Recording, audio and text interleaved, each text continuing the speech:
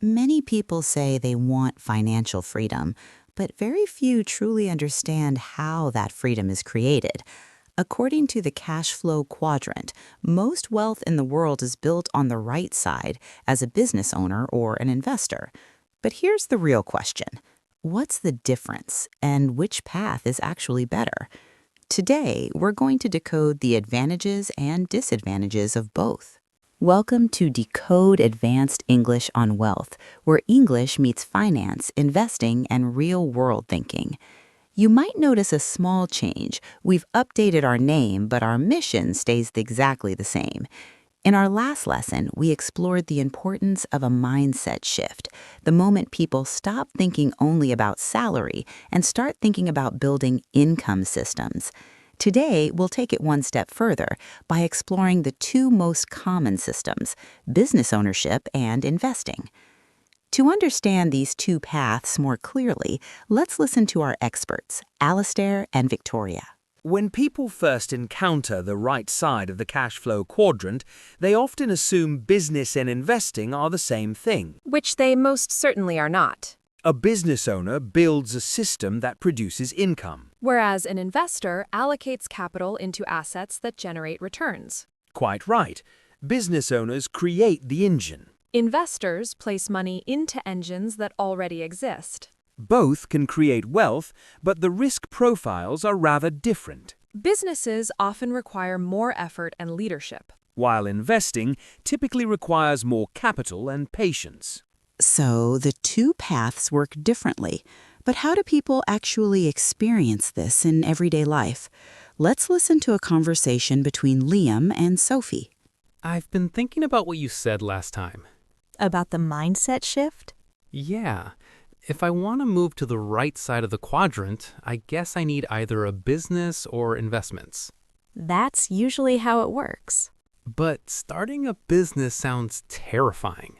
It can be, but investing has its own challenges too. Like what? Well, you need money first. Good point. Businesses need time, investing needs capital. Exactly. So which one is better?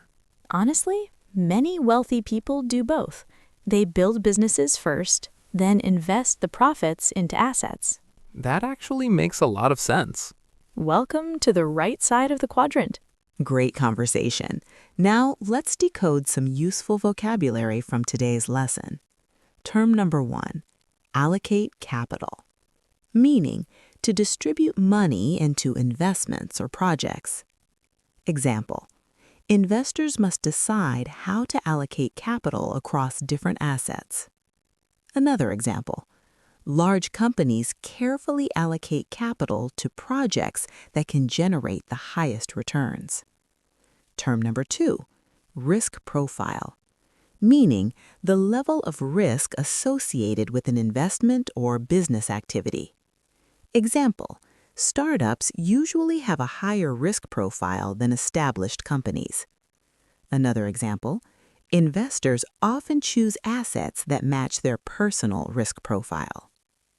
Reminder phrase, mindset shift. You might remember this phrase from our previous lesson. A mindset shift describes a significant change in how someone thinks about money or opportunities. Example, many entrepreneurs experience a mindset shift when they begin focusing on building assets instead of earning only a salary. Both paths, business and investing, can lead to financial freedom, but they require different strengths. Business owners typically need leadership, persistence, and creativity. Investors need patience, discipline, and long-term thinking. Many wealthy individuals combine both. They build businesses, then invest the profits into assets that generate passive income. Thanks for learning with Decode Advanced English on Wealth by Hana House. Today, we explored the difference between business owners and investors. But that raises another important question. What are the most common assets investors buy?